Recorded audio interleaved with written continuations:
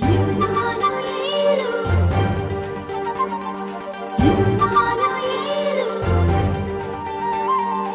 ఇమ్మానుయేలు.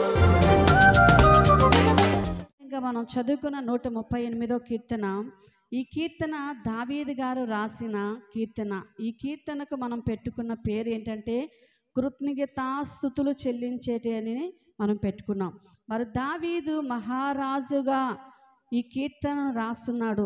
మరి ఏ సమయాలలో ఏ విషయాల్లో ఏ సమయాల్లో మరి దేవునికి కృతజ్ఞతలు మరి చెల్లించాలి అని మరి కొన్ని మాటల్లో మనం తెలుసుకుందాం. మరి 138వ కీర్తన మొదటి మాటను మనం తెలుసుకున్నట్లయితే చదువుతున్నట్లయితే, నేను నా పూర్ణ హృదయముతో నీకు కృతజ్ఞతాస్తుతులు చెల్లించుచున్నాను, దేవతల ఎదుట నిన్ను కీర్తించేదను. దేవుని స్తోత్రం, హల్లెలూయా.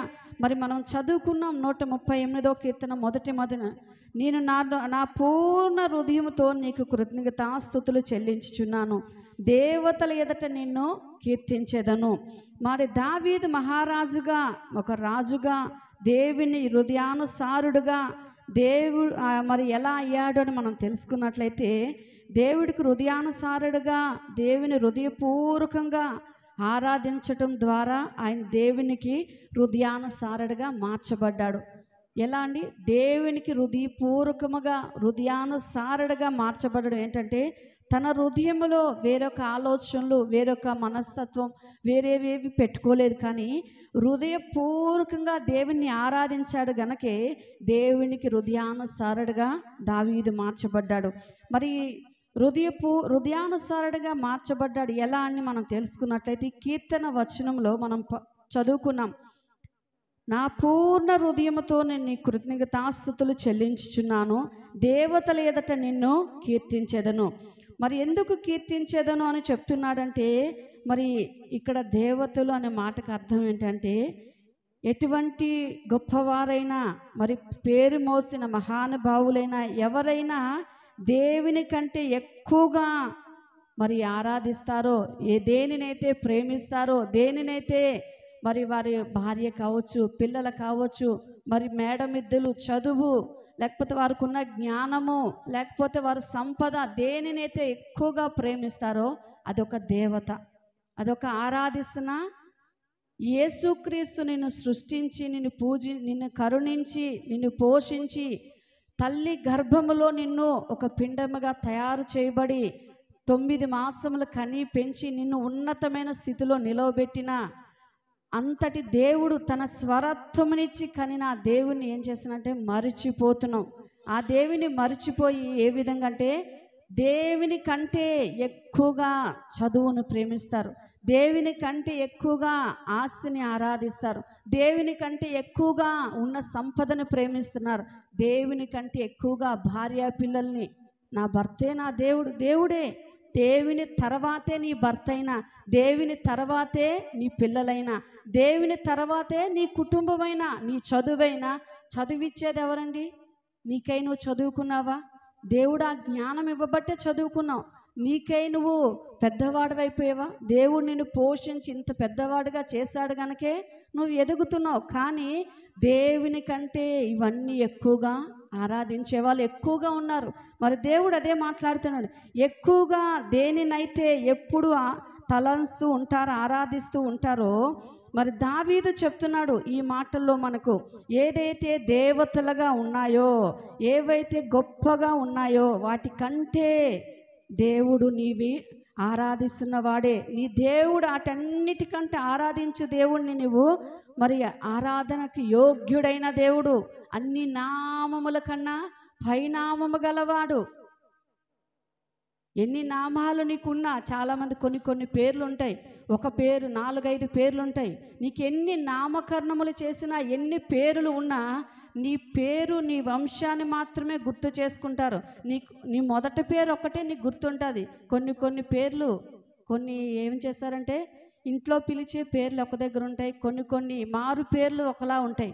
కానీ అన్ని పేర్ల కంటే నీ ఆధార్ కార్డులైనా, నీ రేషన్ కార్డులైనా, నీవి ఏ కార్డులైనా ఒక్క పేరే అది ఫాలో అవుతూ నీ 10th క్లాస్ సర్టిఫికెట్లు అయినా దేంట్లో అయినా కూడా ఒక్క పేరే ఉండాలి. 4-5 పేర్లు ఉంటే వాడు నేను తీసి పక్కన ఎడతాడు. అలాగే దేవుడు నీకు ఉన్న అన్ని నామములు, ఎన్నో నామాలు ఉన్నాయి, 3,000,000 నామాలు ఉన్నాయి. ఎన్ని ఉన్నా కూడా అన్ని నామముల కంటే పైనామము గలవాడిని నువ్వు ఎక్కువగా ఆరాధించాలి. నీ జీవితంలో ఎప్పుడైతే దేవుడు మరి మాట్లాడుతున్నాడో వాటన్నిటికంటే గొప్పవాడు ఎవరో నీ జీవితంలో దేవుని కంటే ఎక్కువగా ఏదైతే మనము అనుకుంటున్నామో, దేనినైతే ఆరాధిస్తున్నామో, దేనినైతే కొనియాడుతున్నామో, మరి దావీదు వాటన్నిటినీ పక్కన పెట్టాడు. దావీదు తన మహారాజు స్థానమును పక్కన పెట్టాడు, తన ఉన్నతమైన పరిస్థితిని, ఆస్తిని పక్కన పెట్టాడు. అన్నీ పక్కన పెట్టి ఇవన్నీ కలగజేసిన దేవుణ్ణి తన హృదయపూర్వకంగా, తన పూర్ణ హృదయముతో దేవుణ్ణి ఆరాధించడం మొదలుపెట్టాడు. గనకనే దావీదు దేవునికి ఎలా ఉన్నాడంటే ఇష్టానుసారుడుగా ఉన్నాడు. దేవునికి స్తోత్రం, హల్లెలూయా. ఈరోజు నీవు నేను మరి ఎవరికి ఇష్టానుసారంగా ఉంటున్నావు? భార్యాభర్తలు కామన్, అది పిల్లల తల్లిదండ్రులకి అది కామను. కానీ నీవు అందరికంటే దేవుడికి ఇష్టంగా ఉంటున్నావా? అందరికంటే దేవుడికి మొదటి స్థానం నీ జీవితంలో ఇస్తున్నావా? ఎప్పుడైతే నువ్వు దేవునికి మొదటగా ప్రాధాన్యత ఇస్తావో, మరి దావీదు అదే చేశాడండి. మరి దేవుణ్ణి ఆరాధించే ఉన్నాడు గనకే అదే దేవునికి ఇష్టానుసరమైన ఆరాధన, అదే ఇష్టానుసరమైన దేవునికి కృతజ్ఞతాస్తుతులు చెల్లిస్తున్నాడు. అయ్యా, నీవిచ్చిన ఈ జీవితం, నీవిచ్చిన ఈ బ్రతుకు, నేను దేనిని నా హృదయములో నీకు తప్ప వేరొక దానికి నేను ఏది మనస్సు పెట్టనయ్యా. నా హృదయములో, నా జీవితంలో నేను నీకు తప్ప వేరొకది ఏది నాకు వద్దయ్యా. ఎందుకంటే నీవు నాకుంటే చాలు ప్రభువా. నేను మొదటగా నీకు మొదటి స్థానము నీకు ఇచ్చినప్పుడు అన్ని విషయాల్లో నువ్వు నాకు ఉంటావు ప్రభు అని చెప్పి మరి దావీదు మరి దేవునికి ఇష్టమైనటువంటి కృతజ్ఞతార్పణలు అర్పిస్తున్నారు. అర్పణలు అంటే ఏవో కానుకలు తెచ్చి, మరి యేసు ప్రభు గారు పుట్టినప్పుడు బంగారము, బోలము, సాంబ్రాణి, జ్ఞానులు కానుకలుగా తెచ్చి అర్పించారు. కానీ నీవు ఒక అర్పణగా ఎలా ఉండాలంటే నీ హృదయం ఒక అర్పణగా ఉండాలి, నీ జీవితం ఒక అర్పణగా ఉండాలి. నీ జీవితంలో చేసిన ప్రతి మేలును బట్టి దేవుని కృతజ్ఞతాస్తుతులు చెల్లించాలి. ఎప్పుడైతే నువ్వు ఆ విధంగా ఉంటావో నీ కుటుంబంలో నెమ్మది కలుగుతుంది, నీ జీవితంలో ఆశీర్వాదం కలుగుతుంది. నీవు చేసే పనిలో ఆశీర్వదింపబడడానికి ఆయన ఇష్టపడుతున్నాడు. మరి మొదటగా మనం చూసుకున్నాం, దేవుని పూర్ణ హృదయముతో కృతజ్ఞతాస్తుతులను చెల్లించిన దావీదును మనం తెలుసుకొని ఉన్నాం. మరి కీర్తన గ్రంథము 138వ కీర్తన 2వ మాట నువ్వు చూసుకున్నట్లయితే, నీ పరిశుద్ధాలయము తట్టు నేను నమస్కారము చేయుచున్నాను, నీ నామము కంటే నీవిచ్చిన వాక్యమును నీవు గొప్ప చేసి ఉన్నావు, నీ కృపా సత్యములను బట్టి నీ నామమునకు కృతజ్ఞతాస్తుతులు చెల్లించుచున్నాను. దేవునికి స్తోత్రం, హల్లెలూయా. నీ కృపా సత్యమును బట్టి నీ నామమునకు కృతజ్ఞతాస్తుతులు చెల్లిస్తున్నారు. ఎవరండి ఈయన? దావీదు గారే. నీ పరిశుద్ధాలయమును తట్టు నేను నమస్కారము చేసేదనయ్యా.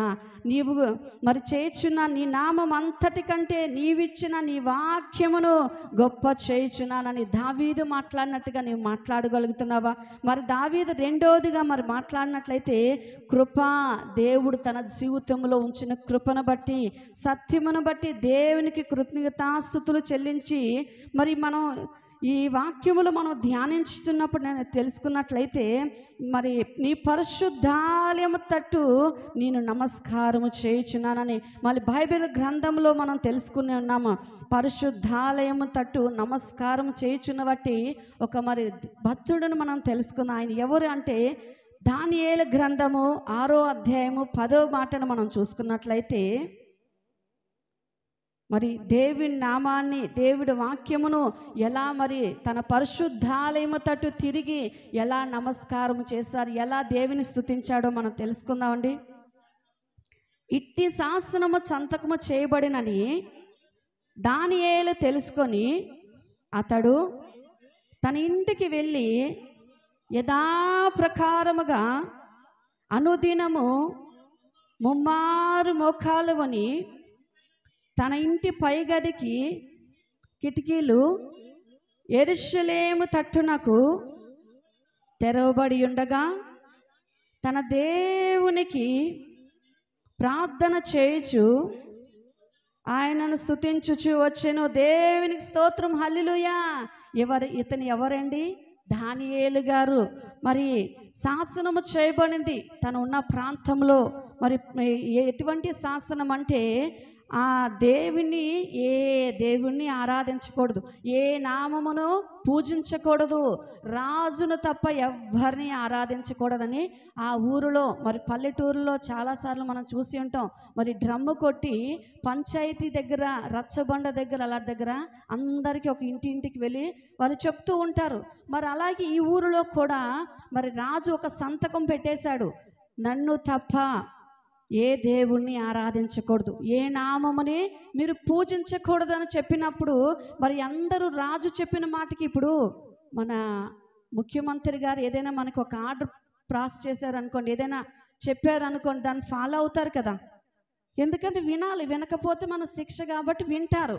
కానీ మరి అదే రాజుగా ఆ రాజ్యానికి, ఆ ప్రజలకు రాజుగా ఉన్నప్పుడు మరి ఆయన కూడా అందరికీ చెప్పినప్పుడు అందరూ విన్నారు. కానీ దానియేలు గారు ఏం చేశారంటే తన ఇంటికి వెళ్ళిపోయాడు. తన ఇంటికి వెళ్ళి ఒక్కటే చేశాడు, యథాప్రకారముగా ప్రతిరోజు మనం 3 పూట్లు ఎలా తింటామో, మరి ఎలా మన పనులు చేసుకుంటామో, ఎలా మన పరిస్థితులన్నీ జరుపుకుంటామో, ఇతను యథాప్రకారముగా ముమ్మారు అంటే 3 సార్లు మోకాళ్ళు వేసి తన కిటికీ యెరూషలేము వైపు తను తట్టునకు తిరిగి తన పైగది కిటికీలు తెరుచుకొని ఎలా ప్రార్థన చేయుచున్నాడంటే తనకు నమస్కారం చేస్తున్నాడు.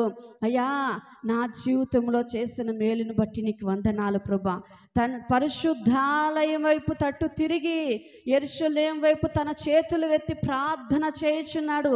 మరి ఆ ప్రార్థన చేయడము ఎవరండి? ఎవరొక్కరు ఉంటారు కదా మనకు పడని వాళ్ళు. అందరూ మనకు పడాలి, అందరితోనూ మనం సన్నిహితంగా ఉండాలంటే కష్టం కదా. ఎవరొక్కరు మనకు ఉంటారు.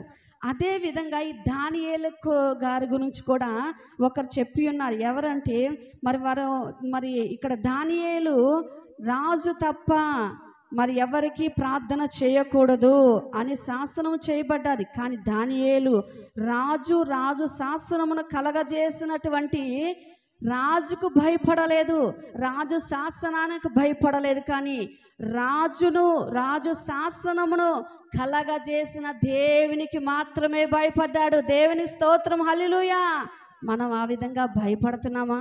ఈరోజు మీరు చర్చకు వెళ్ళకూడదు, ఇంటి దగ్గరే ఉండాలంటే ఉండిపోతాం. ఎందుకంటే దేవుని యందు మనకు భయము లేదు గనక, దేవుని యందు విశ్వాసము లేదు గనక, దేవుని కృపను, దేవుని ప్రసన్నతను మనం అనుభవించి, దేవుడు మేలును అనుభవించి కూడా దేవుని పక్కన పెడుతున్నాం. మన పనులే మన ప్రాధాన్యత ఇస్తున్నాం, మన ఉద్యోగమే మనకు ప్రాధాన్యత, మన చదువే మనకు ప్రాధాన్యత. కానీ దానియేలు రాజు శాసనానికి భయపడలేదు, రాజుకు భయపడలేదు. కానీ రాజును కలగజేసిన దేవునికి భయపడ్డాడు. దేవునికి మొదట ప్రాధాన్యత ఇచ్చాడు. తన జీవితంలో ఎప్పుడైతే దేవునికి మొదట ప్రాధాన్యత ఇస్తామో మనలో కూడా దేవుడు ఒక ఉన్నతమైనటువంటి స్థానములో నిన్ను నిలవబెట్టడానికి ఆయన ఇష్టపడుతున్నాడు. దేవునికి స్తోత్రం, హల్లెలూయా. మనం ఎప్పుడైతే దేవునికి మొదట ప్రాధాన్యత నీ దేవునికి ఇస్తావో, ఏది ఇన్నా అవన్నీ పక్కన పెట్టి దేవుడే నాకు సమస్తము, దేవుడు తర్వాతే నా భార్య అయినా, నా పిల్లలైనా, నా ఆస్తి అయినా, నా సంపద అయినా, ఏదైనా నాకు అవసరం లేదు, దేవుడే నాకు మొదటి స్థానమని ఎప్పుడైతే నీ జీవితంలో మరి దానియేలు ఒకవేళ ప్రార్థన చేస్తే సింహాల బోనులో వేయబడతారు, మరణం అయిపోతాడని తెలిసినా కూడా నేను మరణం అయిపోయినా పర్వాలేదు, కానీ నా దేవుణ్ణి ఆరాధించడం నేను మర్చిపోను, నా దేవునికి మహిమపరచడం, తన పరిశుద్ధాలయము తట్టు నేను నా చేతులెత్తి ఆరాధించడం నేను విడిచిపెట్టనని తన మొదట స్థానమును ఇవ్వడానికి ఆయన ఇష్టపడ్డాడు. దేవునికి స్తోత్రం, హల్లెలూయా. మరి దేవుడు మనం ఎప్పుడైతే మొదటి స్థానం నీ జీవితంలో ఇస్తావో నిన్ను ఒక ఉన్నత స్థానంలో ఆయన నిలవబెట్టడానికి ఇష్టపడతాడు. మన శత్రువులు కూడా మనకి మిత్రులుగా మారిపోతారు. గొప్ప కృపను, సత్యమును మనం చూడగలుగుతాం. దానికి అన్ని నామములు కలవాడు. నీ నామము కంటే నీ దేవుడిచ్చిన వాక్యము గొప్పదని, నీ కృపా సత్యమును బట్టి నీ కృతజ్ఞతాస్తుతులు చెల్లించుచున్నానని మరి దావీదు పలికినట్టుగా నువ్వు పలకగలుగుతున్నావా? మరి కృతజ్ఞతాస్తుతులు మరి చెల్లించినప్పుడు ఏ జరుగుతుందో మనం తెలుసుకుందామండి. 138వ కీర్తన 3వ మాటను మనం చూసుకున్నట్లయితే, నేను మొర్ర పెట్టిన దినమున నీవు నాకు ఉత్తరమిచ్చితివి, నా ప్రాణములో త్రాణ పుట్టించి నన్ను ధైర్యపరిచితివి. దేవుని స్తోత్రం, హల్లెలూయా. ఎప్పుడైతే నేను మొర్ర పెట్టిన దినమును నీవు నాకు ఉత్తరమిచ్చితివి, నా ప్రాణము తాన పుట్టించి నన్ను ధైర్యపరిచితివని దావీదు పలుకుతున్నాడండి.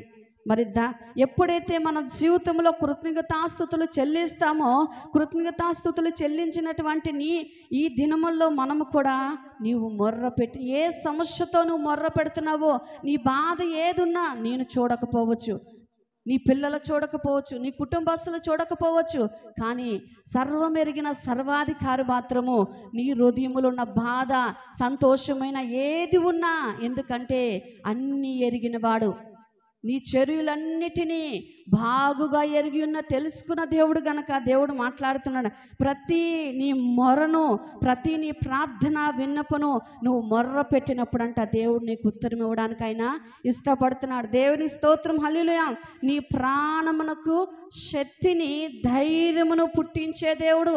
చాలామంది అంటారు, నాకు చాలా నీరసంగా ఉంది, నా శరీరం ఎంతో బలహీనతగా ఉంది, నేను దేవుని పని చేయలేకపోతున్నా, నా పనులు నేను చేసుకోలేకపోతున్నాను, ఎన్నో సందర్భాల్లో మనం అంటూ ఉంటాం.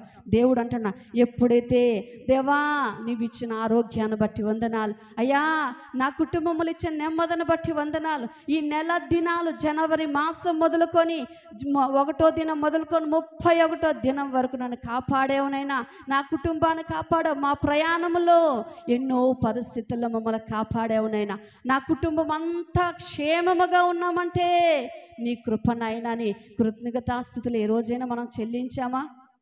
ఆయన కాపాడకపోతే ఎవరు కాపాడుతాడు? ఒక సెక్యూరిటీకైనా జీతం ఇచ్చి వాడిని పెట్టుకుంటాం, కానీ దేవుని ఏ జీతముని ఇవ్వం, కానీ ఆ ఆర్డర్లు మాత్రం వేస్తూ ఉంటాం. కాపాడునైనా, నన్ను పోషించునైనా అంటాం. కానీ దావీదు అంటున్నాడు, ఎప్పుడైతే నువ్వు మొర్ర పెట్టిన నీ ప్రతి మొరను కూడా ఆయన వినడానికి ఇష్టపడుతున్నాడు. నువ్వు ప్రార్థించిన ప్రతి ప్రార్థన కూడా వినడమే కాదు, ఉత్తరం ఇచ్చి నీ ప్రాణములో శక్తిని, ధైర్యమును పుట్టించే దేవుడు మన జీవితంలో ఉన్నాడు. మరి 138వ కీర్తన 4-5 మాటలు మనం చూసుకున్నట్లయితే, యెహోవా భూరాజులందరూ నీవు సెలవిచ్చిన మాటలు నీకు కృతజ్ఞతాస్తుతులు చెల్లించెదరు, యెహోవా మహాప్రభావము గలవాడని వారు యెహోవా మార్గమును గూర్చి గానము చేసేదరు. దేవుని స్తోత్రం, హల్లెలూయా. మరి ఇక్కడ దేవుడు మాట్లాడుతున్న మాట, యెహోవా భూరాజులందరూ నీవు సెలవిచ్చిన మాట విని నీకు కృతజ్ఞతాస్తుతులు చెల్లించెదరు. ఆయన ఎటువంటి వాడంటే, యెహోవా మహాప్రభావము గలవాడు, మహా అభిషేకము గలవాడు. నీ అభిషేకంతో నింపబడాలి అంటే, దేవుని మార్గములో నీవు నడవాలి అంటే, దేవుని స్తుతించే బిడ్డగా, దేవుని గణపరిచే బిడ్డగా, దేవునికి ఇష్టానుసారమైన దావీదు వలె నీవు మలచబడాలి అంటే, భూరాజులందరూ కూడా దేవునికి కృతజ్ఞతాస్తుతులు చెల్లిస్తున్నారు. మనము కూడా ఆ స్థానములోకి ఎప్పుడైతే ఒక దావీదు స్థానములోకి వెళ్ళిపోతేనే, ఇప్పుడు నాకు ఏదైనా బాధ ఉందంటే నా బాధ నాకే తెలుస్తుంది. పక్క వాళ్ళు అంటారు, ఏం కాదులేమ్మా ప్రార్థన చేద్దామంటారు. నా బాధ ఎవరికి తెలుస్తుంది? దేవునికి నాకే తెలుస్తుంది. ఎందుకంటే బాధపడేది, ఇప్పుడు నాకు దెబ్బ తగిలింది, ఆ దెబ్బ నొప్పి బాధ నాకే తెలుస్తుంది. పక్కనున్న వాళ్ళు మందు వేసుకోమా పోతుంది అంటే వేసుకుంటే పోతుందని నాకు తెలుసు. అనుభవించి నాకు మాత్రమే ఆ నొప్పి బాధ తెలుస్తుంది.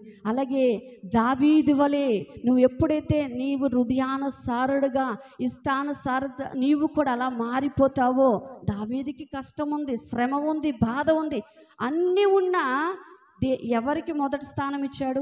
దేవునికే. నీవు కూడా నువ్వు హృదయపూర్వకముగా కృతజ్ఞతాస్తుతులు చెల్లించినప్పుడు దేవుడు భూరాజులందరూ కూడా నీవు సెలవిచ్చిన మాట విని నీ కృతజ్ఞతాస్తుతులు చెల్లిస్తున్నారు. రాజులు సైతము కూడా దేవుని ఆరాధిస్తున్నారు. మనం ఎంతటి వారమండి?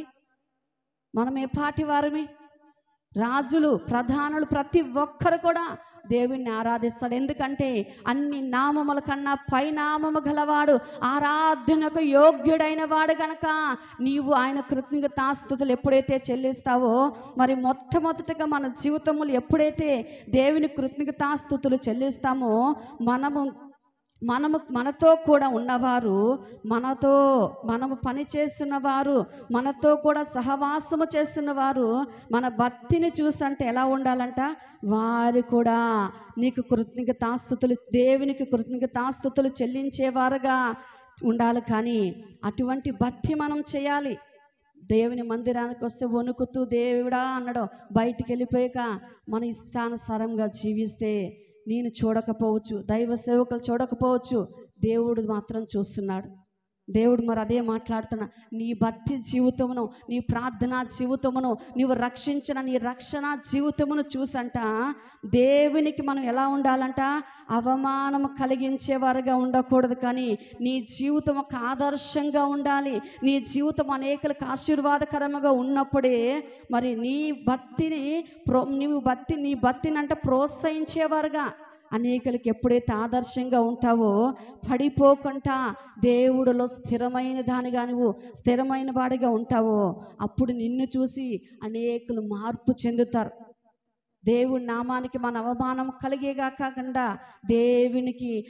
దేవుని బిడ్డలుగా యేసుక్రీస్తు ఇంత పరిశుద్ధుడుగా దేవునికి ఎంతో, మనము కూడా ఆయన రక్తములో కడగబడిన మన జీవితం కూడా అంత పరిశుద్ధంగా ఉండాలని ఆయన ఇష్టపడుతున్నాడు. మరి కృతజ్ఞతాస్తుతులు చెల్లించిన తర్వాత దావీదు మరి దేనిని గురించి ఒక సాక్ష్యం ఇస్తున్నాడు. దేవుడు తన జీవితంలో దావీదు చేసినటువంటి గొప్ప కార్యములు, దావీదు మరి ఈ కీర్తనలో మనం చక్కగా ఎన్నో మనం తెలుసుకొని ఉన్నాం. మరి ఎటువంటి వారి ఉన్నామంటే 138వ కీర్తన 6-7 మాటలు మనం చూసుకున్నట్లయితే, యెహోవా మహోన్నతుడైనను, ఆయన దీనులను లక్ష్యపెట్టెను, ఆయన దూరము నుండి గర్విష్ఠులను బాగుగా ఎరిగెను. నేను ఆపదల్లో చిక్కబడి ఉండినను, నీవు నన్ను బ్రతికించెదవు.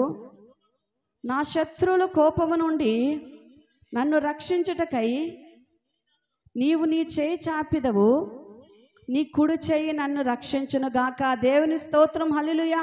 మరి దావీదు అంటున్నాడు, యెహోవా మహోన్నతుడను, ఆయన దీనులను లక్ష్యపెట్టెను, ఆయన దూరముగా నుండి గర్విష్ఠులను బాగుగా ఎరుగను. నేను ఆపదలో చిక్కబడి ఉన్నానయ్యా, నీవు నన్ను బ్రతికించి ఉన్నావు. నా శత్రువుల కోపము నుండి నన్ను రక్షించుటకు నీ చెయ్యి నన్ను చాపి ఉన్నావు ప్రభువా, నీ కుడి చేతిలో నన్ను రక్షించి ఉన్నావు ప్రభు అని మరి దావీదు పలుకుతున్నాడు. ఆయన మహోన్నతుడు, గర్విష్ఠులను బాగుగా ఎరిగినవాడు. ఎన్ని పరిస్థితులు ఉన్నా కూడా ఆపదల్లో చిక్కబడి ఉన్నప్పుడు నీవు నన్ను బ్రతికించి ఉన్నావు ప్రభా, నా శత్రువుల కోపము నుండి మరి నన్ను తప్పించి ఉన్నావు ప్రభు అని దావీదు ప్రార్థన చేస్తున్నాడు. దావీదు ఒక దీనస్థితిలో, దావీదు తన తండ్రి, తన అన్నలు, మామగారు, కుటుంబము సభ్యులు, మరి స్నేహితులు, భార్య అందరూ కూడా విడిచిపెట్టేశారు. వీరందరూ విడిచిపెట్టిన దావీదుకు దూరం అయిపోయి ఒంటరివాడిగా ఉన్నాడు. ఒంటరివాడైనప్పుడు కూడా దేవుడు మాత్రమే ఆయన ఆశీర్వదించాడు. దేవుని స్తోత్రం, హల్లెలూయా. దేవుడు మాత్రం ఆయనకు తోడుగా ఉన్నాడు. దేవుడు ఆ ఒంటరివాడే 1000 మందిగా మార్చగలిగాడు. దేవుని స్తోత్రం, హల్లెలూయా. ఆ ఒంటరివాడుగా దీన స్థితిలో ఆయనను లక్ష్య పెట్టలేని ఉన్నతమైన స్థానములోకి దేవుడు తీసుకొచ్చాడు.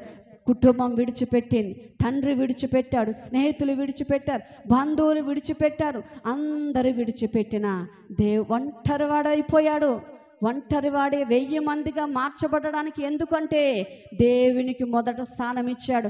దేవుడే నా జీవితమునకు ప్రాధాన్యత, నా జీవితమునకు ఒక పునాది అని చెప్పి నా ఒక పునాదిగా ఆయన మలుచుకొని ఉన్నాడు. కనుకే ఈరోజు ఉన్నతమైన స్థానంలోనికి దావీదు రావడానికి ఇష్టపడుతున్నాడు. మరి దావీదు పలికిన మాట, యెహోవా మహోన్నతుడును, ఆయన దీనులను లక్ష్యపెట్టు. దావీదు యొక్క ఆపదలో దేవుడు దగ్గరగా ఉన్నాడు. ఆయన రక్షించినప్పుడు దావీదు పలికిన మాట, శత్రువుల కోపం నుండి నన్ను రక్షించుటకు నీవు నీ చెయ్యిని చాపి ఉన్నావు కదా ప్రభువా అని ఎంతగానో, నీ చెయ్యి నన్ను రక్షించుటకు ఎన్నోసార్లు పలుకుతూ తన గొప్ప విశ్వాసమును దేవునికి అనేకులకి ఆదర్శంగా ఉండగలిగాడు.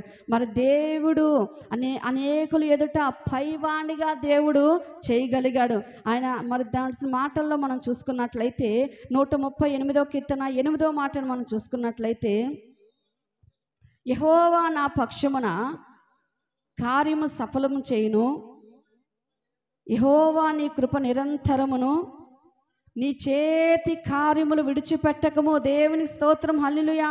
మరి దావీదు మాట్లాడి, యెహోవా నా పక్షముగా కార్యములు సఫలపరచువాడు, యెహోవా నీ కృప నా జీవితములో నిరంతరము, నీ చేతి కార్యములు విడిచిపెట్టొద్దయ్యా. నన్ను దీవించడం మర్చిపోవద్దు, నన్ను ఆశీర్వదించడం నన్ను విడిచిపెట్టి పక్కన పెట్టొద్దయ్యా. ఎందుకంటే నీవు నా జీవితంలో ఉంటేనే నేను ఉన్నతమైన స్థితిలో ఉండగలుగుతాను. నీవు నా జీవితంలో ఉంటేనే నీకు మొదటి స్థానంలో నేను ఉన్నాను ప్రభువా, ఈ స్థానసారముగా నేను ఉండగలుగుతాను ప్రభువా అని చెప్పి దావీదు ఒక నమ్మకమును చూడండి. యెహోవా నా పక్షమున కార్యము సఫలము చేశానని, కృప నిరంతరము నీ చేతి కార్యములు విడిచిపెట్టొద్దని దేవునితో ఎంతో నమ్మకంగా ఉన్నాడు. మరి విశ్వాసమునకు ముందుగా మరి సాగుతూ ఆయన ఎంతగా ఆయనలో విశ్వాసముతోను కృతజ్ఞతాస్తుతులు చెల్లించి దేవునికి హృదయపూర్వకముగా ఆరాధిస్తూ ఉన్నాడు. ఆరాధించడమే కాదు కానీ కృతజ్ఞతాస్తుతులు చెల్లిస్తూ మన జీవితంలో కూడా ప్రతి విషయములో దేవుని కృతజ్ఞతాస్తుతులు చెల్లించడం ఎప్పుడైతే చెల్లించగలుగుతామో మనము కూడా దావీదును ఆశీర్వదించిన దేవుడు, దావీదును ప్రేమించిన దేవుడు, దావీదుని అన్ని విషయాల్లో ఉన్నతమైన వాడుగా చేసిన దేవుడు నా జీవితంలో కూడా అలా చేయడానికి ఆయన ఆశపడుతున్నాడు. అట్టి కృప ఆశీర్వాదం నా జీవితంలో దేవుడు అనుగ్రహించునుగాక. ఆమేన్.